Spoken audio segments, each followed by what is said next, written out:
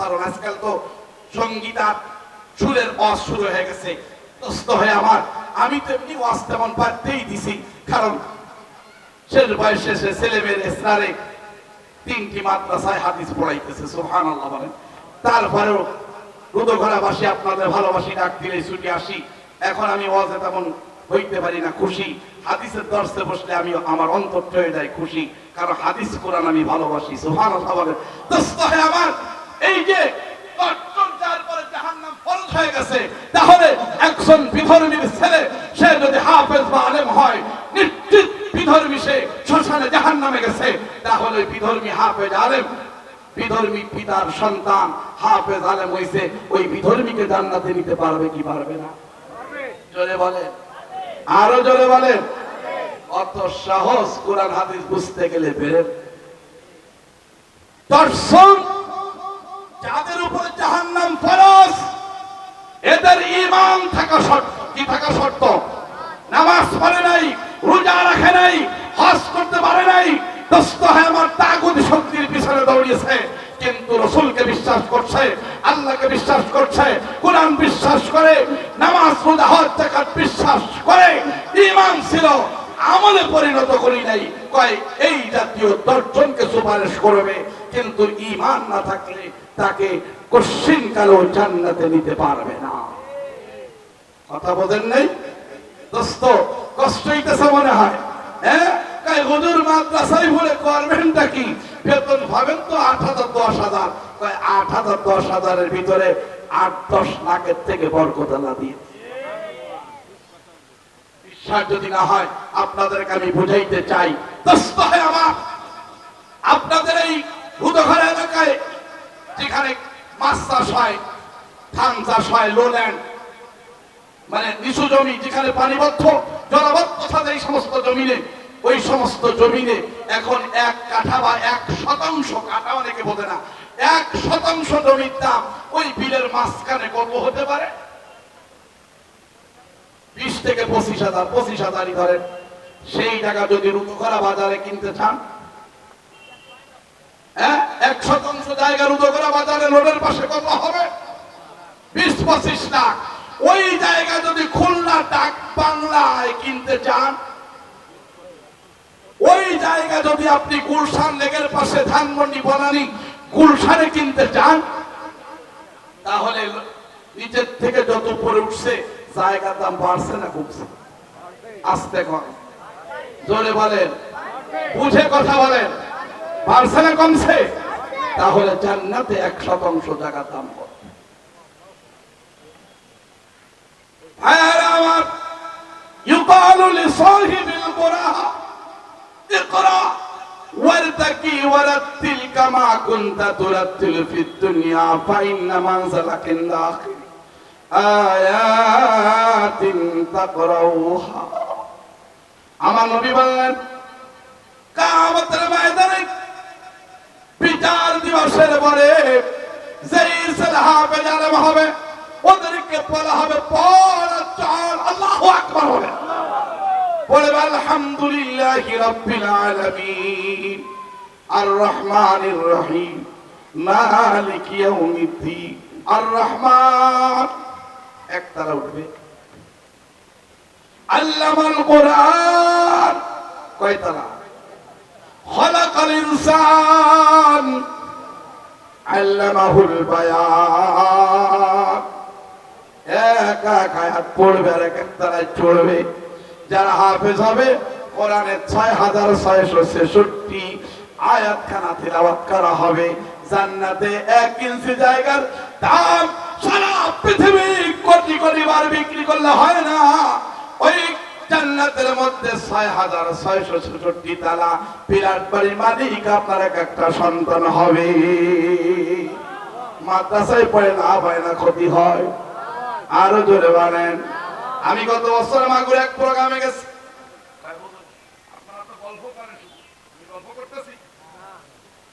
এক পিতা 3টি ছেলে, একটা হলো ডিস্ট্রিক্ট সুপার মানে পুলিশ, একজন পুলিশ সুপার আর একজন ডিসি, বিসিএস ক্যাডারে 2 জন।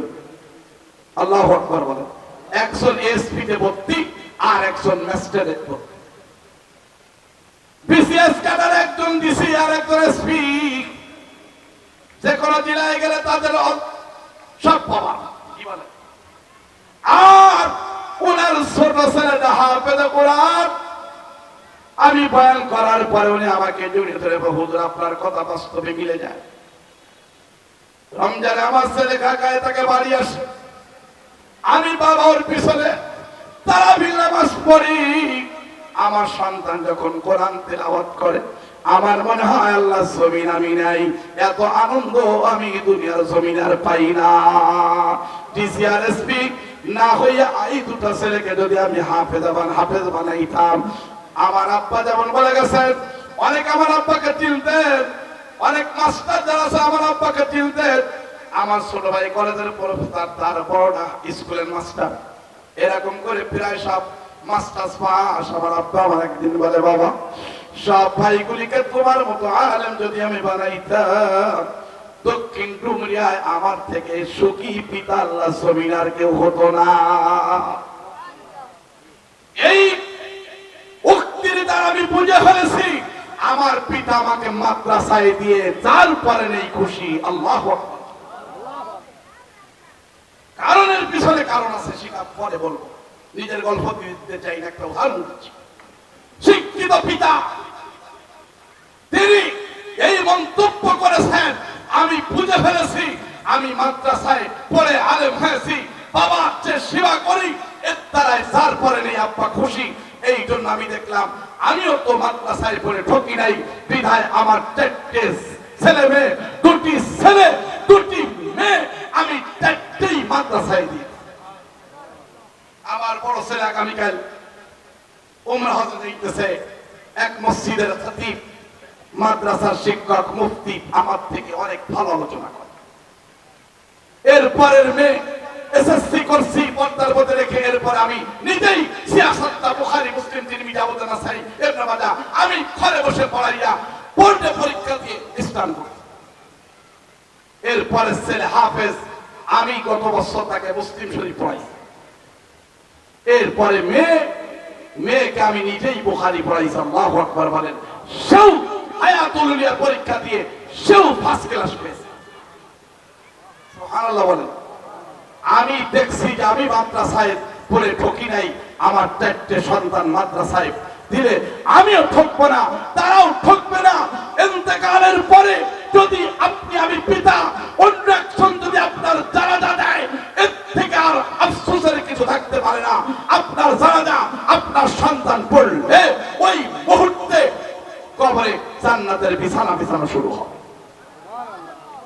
আমি চাঁপাইনবাবগঞ্জ যাইতেছিলাম, ঢাকা থেকে হানিফ পরিবহনে উঠছি, যমুনা সেতু ওপারে এলেঙ্গা মোড়ে আমার বড় ভাই রিং দিছে, আমার অবস্থা ভালো না, আল্লাহর কাছে দোয়া করতেছি, আল্লাহ মুসাফির অবস্থায় দোয়া কবুল হয়, হায়াত থাকলে সুস্থ করো, কষ্ট না দিয়ে হায়াত না থাকলে ইমানের সঙ্গে নিয়ে যাও। সিরাজগঞ্জ ফুড প্লেসে নামছি হানিফ পরিবহনে, হানিফ ফুড প্লেস, সাথে সাথে ছোট ভাই কেঁদে ফেলছে, ভাই কোথায়? আব্বা দুনিয়ায় নাই। কি আফসোস। কর্তৃপক্ষকে চাপাইনা তেলকুপি তাদেরকে জানিয়ে দিয়েছি, তারা বলছে মাহফিল প্রয়োজন নেই, 2 দিন মাহফিল, পারলে শেষের দিন আসলে আপনি চান। রাত 11:30টায় বাসায় পৌঁছাইছি, কড়া শীতের মধ্যে মাঘ মাস, এসে দেখতেছি আমার পিতা ঘর থেকে বাইরে বের হতে সাহস পেত না। সেই পিতাকে আম গাছ, ছোট্ট আমরুফলি আম গাছের তলায় রাত 12টায় যা কাফন পরাইয়া কুয়াশায় রেখে দিছে, আত্মীয়-স্বজন সব চেয়ারে নিয়ে দূরে দূরে বসে কষ্ট পাইতেছেন মনে হয়। ভাইয়েরা আমার, আমি যাইয়া আব্বার চেহারার চুমো দিয়া বড় ভাইকে বললাম, ভাই যার আব্বাকে রেখে দেই, ভগ্নিপতি গুলো আব্বাকে রেখে দেই। সবাই বলে না, রাখা যাবে না। রাত 12টার পরে জানাজা হলো। এই সর্বপ্রথম আমার ফ্যামিলির আপনজনের জানাজা আমি পড়ছি। জানাজায় দাঁড়ায় আল্লাহু আকবার বলার পরে কামাই দেয়, আল্লাহুম্মা গফির লানা ওয়া মাইয়িতিনা ওয়া শাহিদিনা। চোখের পানি অটোমেটিক পড়া শুরু হয়ে গেল, তারই ভিজে গেল, বুক ভিজে যাইতেছে।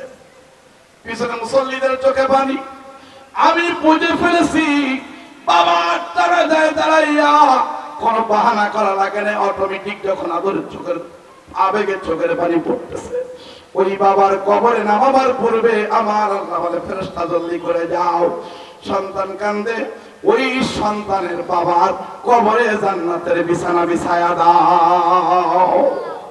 দোস্ত হয় আমার, পার্থিব যেই শিক্ষায় মানুষকে পশু থেকে নিচে নামায় দেয়, সেই শিক্ষা মাদ্রাসায় দেওয়া হয় না। সেই শিক্ষা মানুষকে জান্নাতি বানায়, সেই শিক্ষা রুদখরা নূরানী হাফেজিয়া মাদ্রাসায় দেওয়া হয়।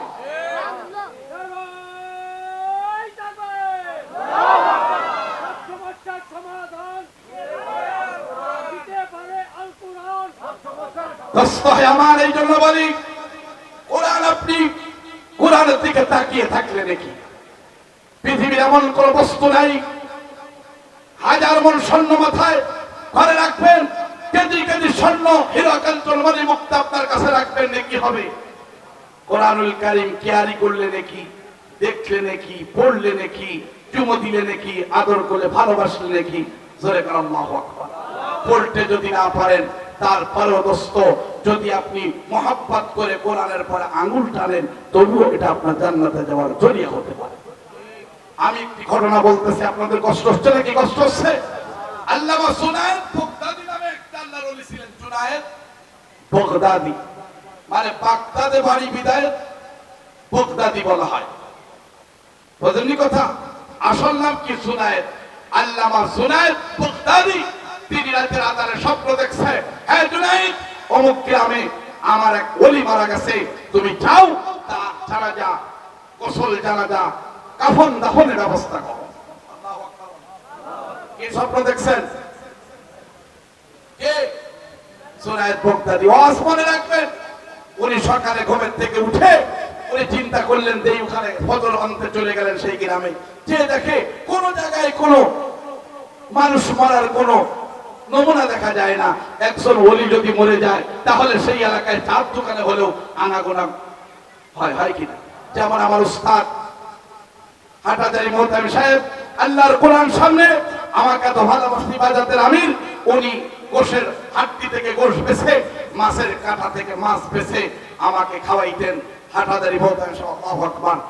অনেক এই সাজিয়া মাদ্রাসার আসছিলেন উনি সর্বোচ্চ ওলামা পরিষদের মিটিংয়ে, আমার উপস্থিতি সাজিয়া মাদ্রাসায় তখন পুকুর ছিল, সমস্ত উস্তাদ এই আব্দুল কাইম জামাতদারের শ্বশুরও দেখেছে হাটাজারি মোহতামি সাহেব আমাকে তার প্লেটে বসাইয়া নিজে গালে তুলে খাওয়াইতেছে।